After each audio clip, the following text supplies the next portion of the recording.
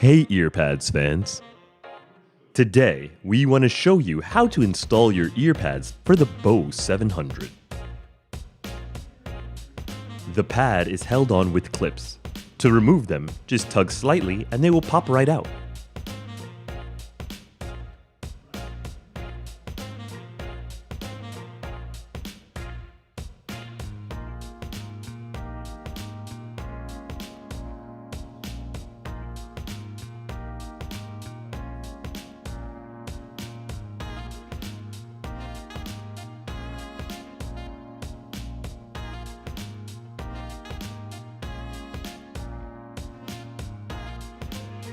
Take your new pads and check where the bottom stitching is.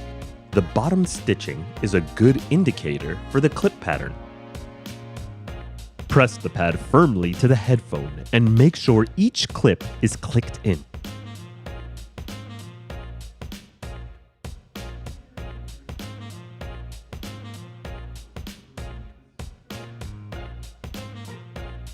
That's it! Now you're ready to enjoy your Bose 700s with your Earpadz by Dekoni Audio.